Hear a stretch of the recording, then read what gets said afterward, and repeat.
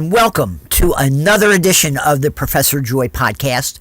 My name is Gary Metzger. I'm a professor at California State University, Long Beach, and we wouldn't be here if it wasn't for Professor Joy.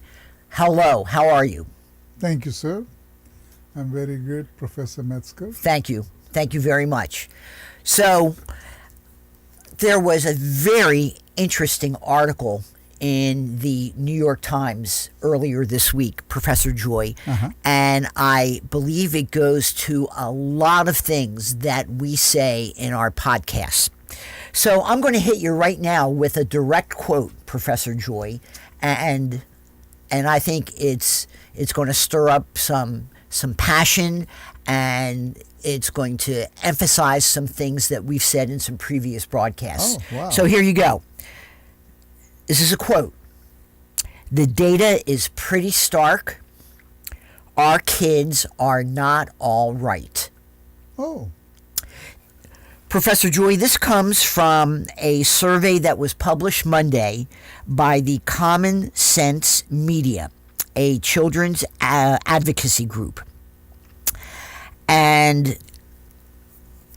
in a nutshell, this survey, and it surveyed children between the ages of 12 to 17, which we know is a prime group for getting into trouble, as we've said many, many times on this podcast. Yeah. Only 1/3 of respondents, Professor Joy, said that things were going well. Less than half said they thought they would be better off than their parents when they grew up.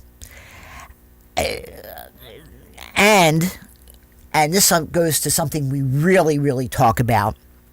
Social media is the biggest driver of poor mental health, teenagers said.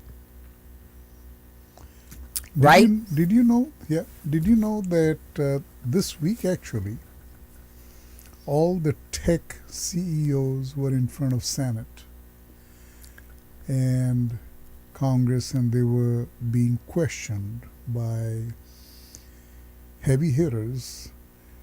And they, you know what really made me cry? They were parents who were holding pictures of the kids who were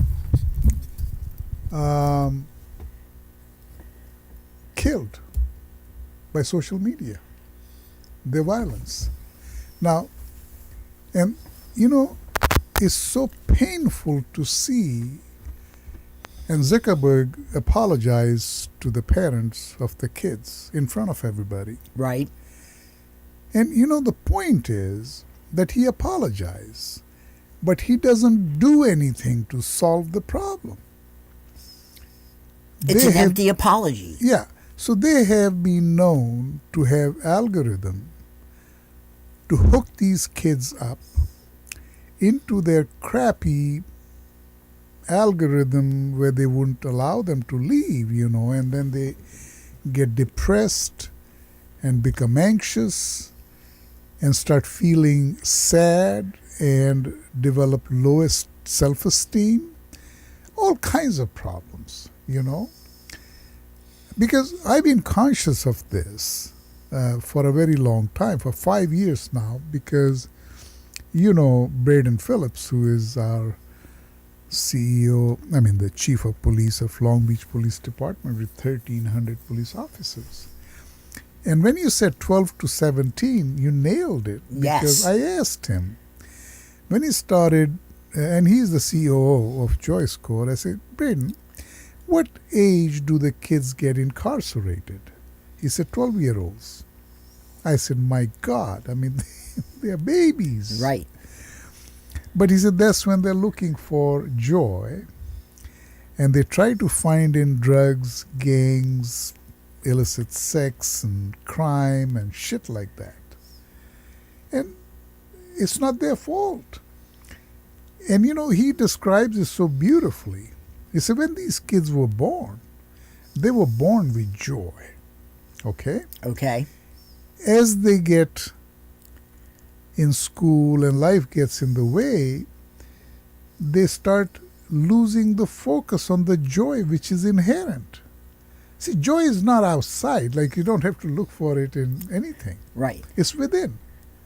We have this innate capacity to be joyful without anything. I mean, I talk about stress and how to reduce stress through breathing and meditation and stuff like that. In fact, we have this lady who's our influencer, and she has a place called Bala. She teaches kids 4 and 5-year-old yoga and meditation. I said, how do you do that? He said, they love it. So the point I'm making is social media is what is unethical, unbelievable. But that's okay. We have JoyScore to help these kids. You just took the words out of my mouth. Yeah, we just need more kids Right. to go onto JoyScore, You know, and there's they'll be so much better. yeah. So you know about our sister app or a partner called Readability Tutor. Yes, I So sure they do. cater for kids from 4 to 12. And now we are collaborating in email marketing, where they're going to introduce JoyScore as a partner, where when kids are coming off readability at the age of 12, they can have lifetime subscription for JoyScore for half the price they're spending on readability. So I like to think, and you know, this is what I have believed in and seen with projects and companies and people, that we can really go from 12 all the way to the end of life. I mean, I think mentioned it to you earlier that there's a company who has 400 employees to help older people in homes. And he said, look, your app can help our people be reducing stress. And then he comes back and says, you know what? Even our clients can benefit from it because they have lost hope, and now they can, with JoyScore, regain hope. And that's what anyone needs. Absolutely. Professor Joy, there was another study that came out last week from the Walton Family Foundation. And one of the bottom lines on that study from the Walton Family Foundation was among those 18 to 26, only 15% said their mental health was excellent. And that is a large decline from both 2013 and 2003, when just more than half of that age group said their mental health was excellent. Only 15%, Professor Joy, said that their mental health was excellent. So it went from 50% 50, 50 to 15. 15, yes. You know, I find this mind-boggling because in about 20 years, going from 2003 to 23 or 24, about 20 years, how do you lose 35% of 35%, yep. of the people from 18 to 26? Yes. Now, you know, I have to think and comprehend this a little bit, because that's the age of students that I dealt with after I dealt with, because 26 you're getting into the workforce, the professional development. Very much so, sure. Things like that. Yep. So by 21, 22, they have gotten their bachelor's. If they go into master's and other advanced degrees, they're done with basic education. Now they're entering the workforce. So what amazes me that 85% of the people entering the workforce have mental wellness issues. I did not look at it that way. That's an interesting take. I mean, yes, that's absolutely right. 85%. 85%. Yeah. That is majority of the people entering the workforce. Because I was talking to Greg Zato. I don't know if you remember him. He's a HR professional, works with... Yes, I do. So he said that, I mean, look, his life expertise is HR, deals with companies, HR issues and stuff like that. He said the workforce is the worst that he has ever seen.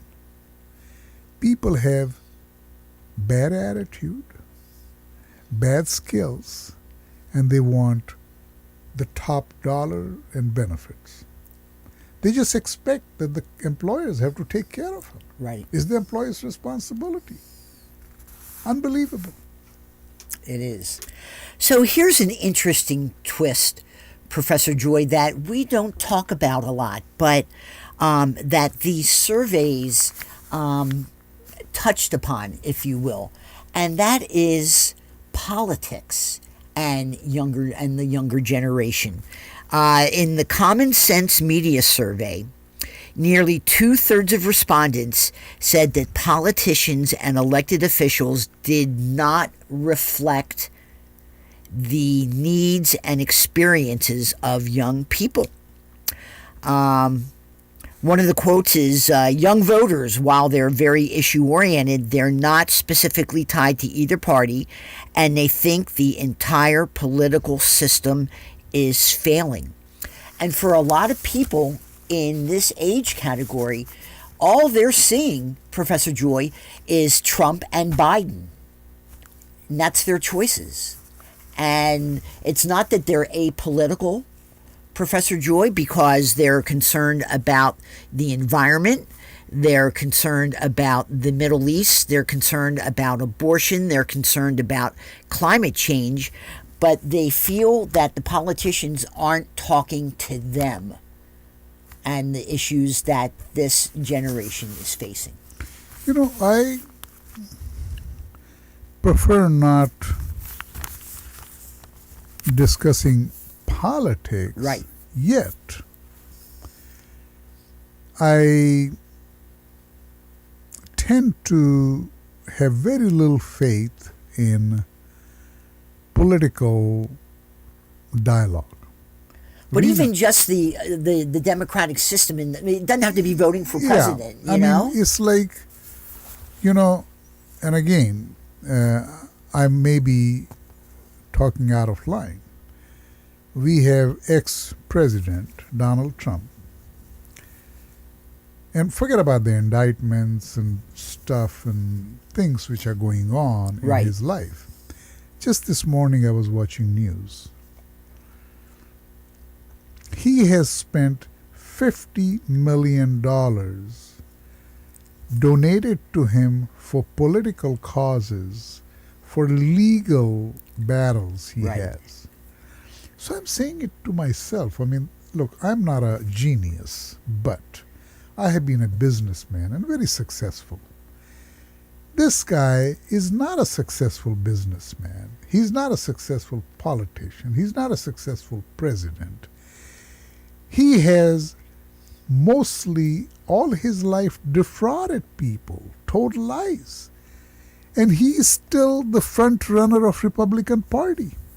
So now, to me, we have two parties. You have a Democratic Party and Republican Party. If Republican Party's front runner is Donald Trump, that means about 50% of our political system is corrupt. I'm going to call it corrupt. Why does anyone have to spend $50 million defending himself? And then he got a ruling that he has to pay almost $90 million. Yes. So they were saying, they were making fun of it, that he spent $50 million to get a judgment for $90 million. I don't want to speak out of line here, Professor Joy, but, if Donald Trump would come onto the JoyScore app, he would be maybe a lot better person. Oh, yeah. He would be a calmer person. He would learn how to breathe. It should be a requirement. It should be. No, this is, I'm not speaking facetiously, I'm speaking seriously. All those CEOs who were the techs in front of the Senate and Congress defending their companies and have ignored the needs of children or kids or teenagers, all those people and all the politicians should be required to have been introduced to JoyScore for their own benefit. Absolutely. I mean, JoyScore, anyone can check it out and let me know if they feel JoyScore has anything which would harm anyone. And we would love to hear feedback from everybody. Absolutely. Absolutely. Absolutely. So, Professor Joy, one other thing that I thought was interesting, and it's something obviously that we talk a lot and that we deal with as our occupations, and that is education. Professor Joy, an open-ended question by Common Sense. More than half of teenagers said public kindergarten to 12th grade schools were doing a fair or poor job. Only 8% said that these public schools were doing an excellent job. 60% said pandemic learning loss was a problem. And one of the people from Common Sense said, quote, "We have to get these kids caught up or they're going to have a world of hurt in their lives and consequently to our country." And Gallup, Professor Joy, asked teenagers for the 3 words that best described how they felt in school, and the most common answers were bored, tired, and pressured. I would love to hear your response on that.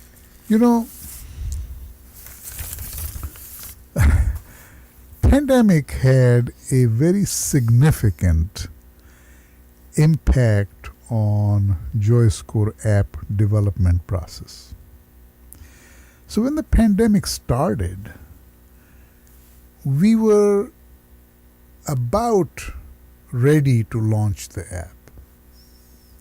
So I told my developers, actually we had a few PhDs and professors and researchers. I said, listen, I believe that there is a correlation between JoyScore and immunity.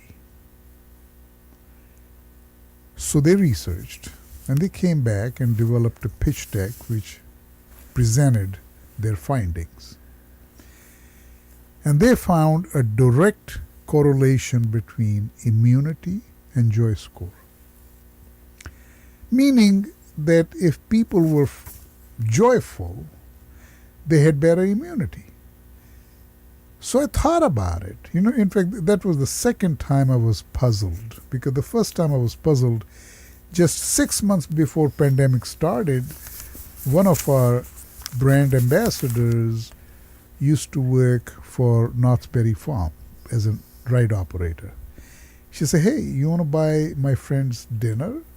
And we'll give you any kind of feedback you need.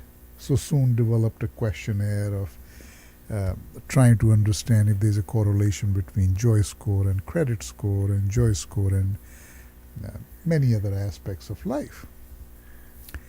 What puzzled me was that the people who had higher JoyScore had higher credit score. And I said, there is no relationship from what I understand between credit score and JoyScore. Sure. The same thing puzzled me when I found out from our PhDs and researchers that there is a direct correlation between JoyScore and immunity, because it became very obvious that people with better immunity would most likely be able to fight COVID, and with lower immunity would be attacked, and the lowest immunity people would be killed. It was like people who had medical issues, low immunity, low JoyScore would be the first ones to be killed. That's okay. So now, sometimes you can have a very complicated plan of action. For instance, I was watching a TED talk presentation where this guy comes, for the first time I ever heard someone talk about diabetes and that it's curable.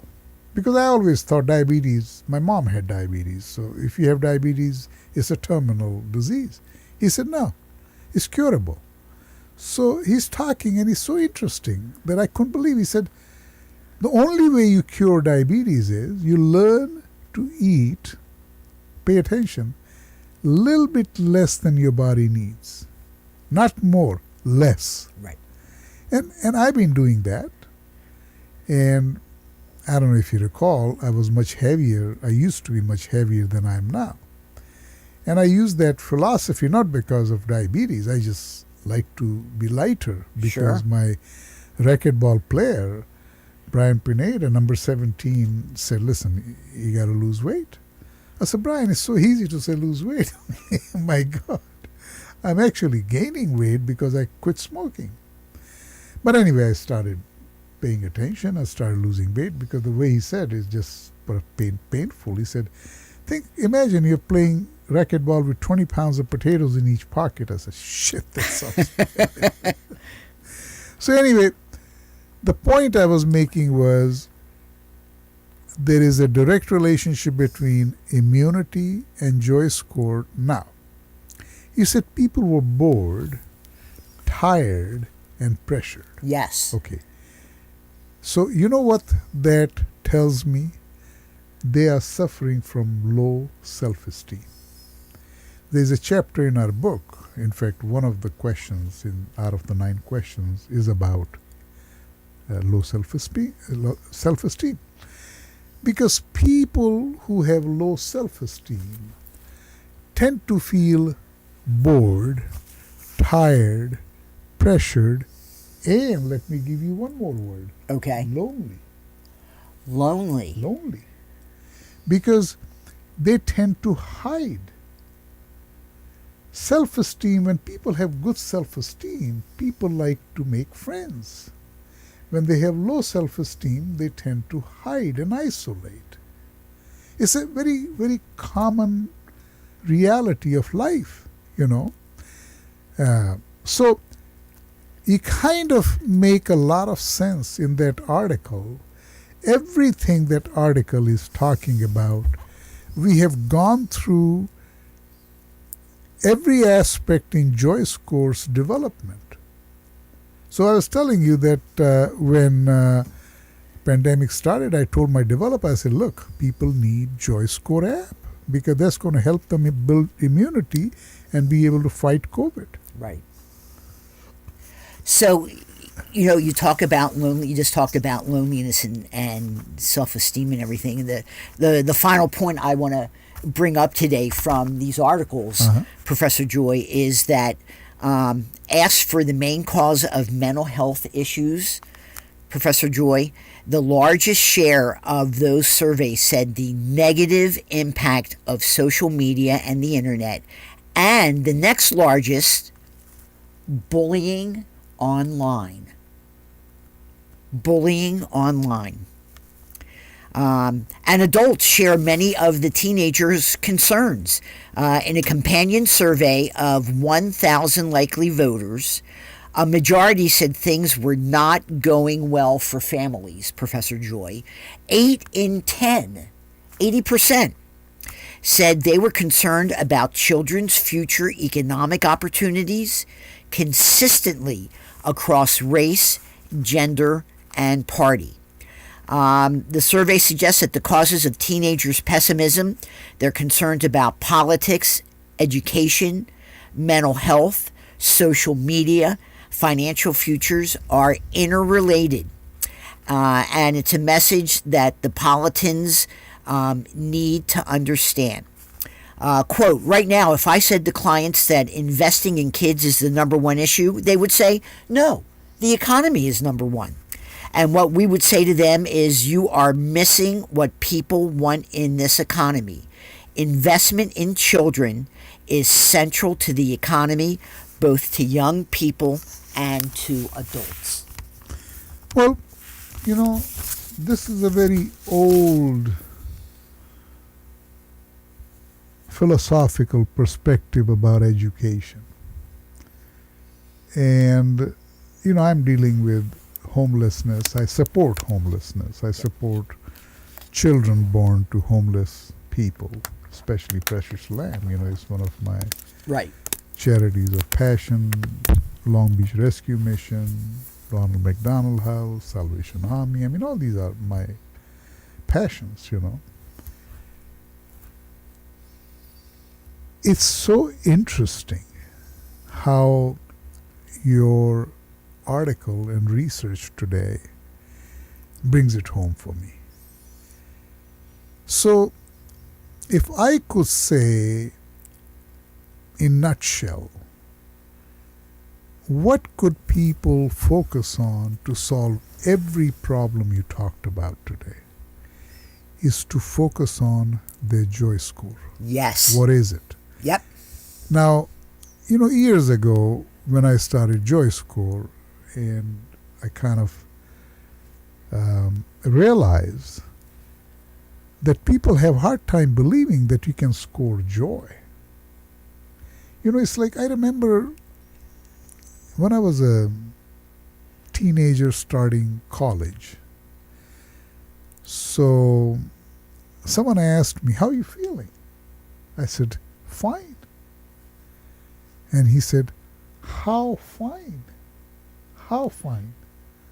I said, what do you mean, how fine? Yeah, what do you mean? So now, what is sand? Sand. Yes. So sand has fineness.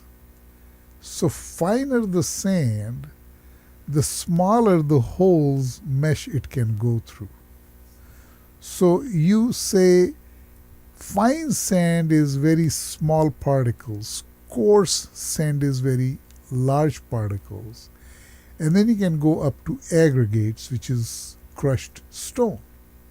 So now, if you say fineness, okay, the finest sand you would find on the finest sandpaper. Okay? Okay. And that is 100. The coarsest sand you would find on the coarsest sandpaper, and that's 0. So when in architecture we learn construction, so you learn how is concrete made. So concrete is a mixture of cement, sand, and aggregate, which is crushed rock or rock. Those three components make concrete. Okay. So the cement and the fineness of sand and the coarseness of aggregate are very important elements. So when someone asked me, I was still very young in my architecture program, but later on I understood that fineness has a relative term. How fine? Are you 100 or 0? So then when I developed JoyScore, I said, well, I remembered that someone asked me, how fine are you? So what's your JoyScore? Because can't there be levels of joyfulness? Absolutely. So, I got to tell you, this is a funny story. So we had this Romania developer, Linify, working on our project when the pandemic hit. And I'm not very technically or smartphone savvy, so they sent me the app. He said, this app is launched. So I got my JoyScore, which was 93. And then I kept on pressing the screen to go to the next screen, and Yes. it won't move.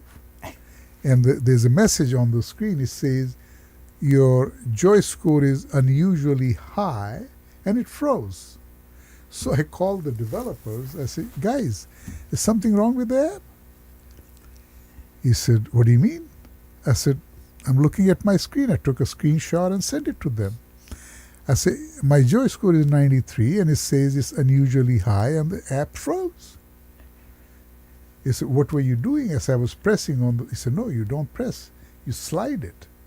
He said, oh! I said, the app is broken.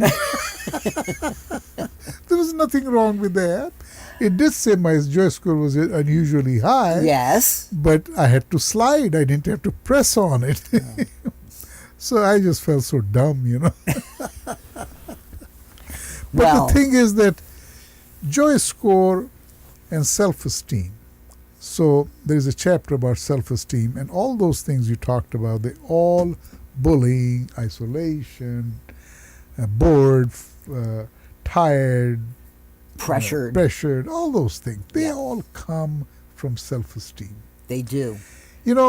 If people can just learn two things, keep an eye on their JoyScore and keep an eye on how they're feeling in terms of their self-esteem. That's it.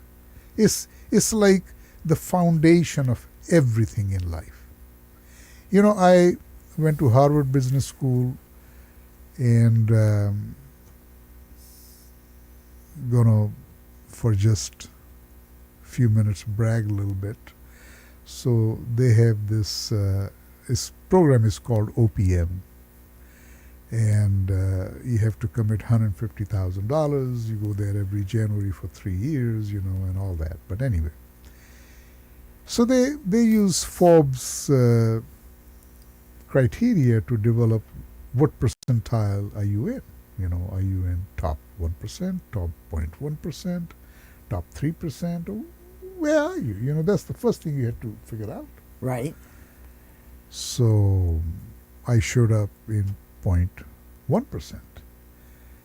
And the professor said that if you are at 0.1, that's the highest. And if you're if you're in top 3%, that's the lowest. That's the lowest. Top 3% is the lowest. So the range of our class was top 3% to top 0.1%. Wow. And I said, no, there's something wrong. The same kind of, sometimes I question myself.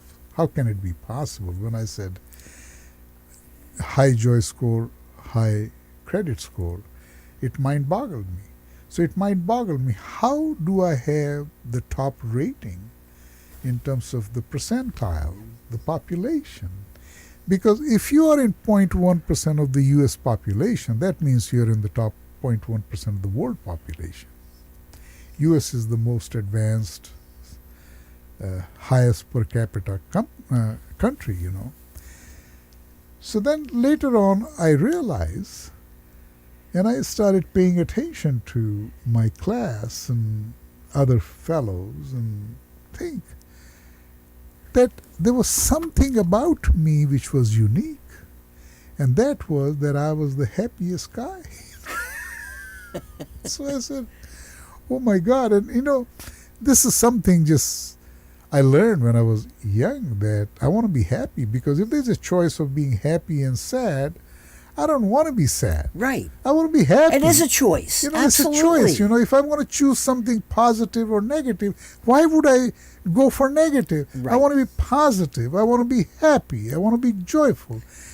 I want to be connected with my right brain. So that's what made me successful. I love it. And we want all of you out there to be happy and joyful and use your right brain as well.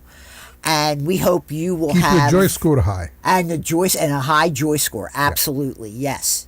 And so we hope and wish all of those good things for all of the people watching the podcast. We thank you for watching us on LinkedIn Live and on YouTube. And I think on what's that? Facebook and Instagram. Yeah, Yeah. and Instagram. Yeah. Yep.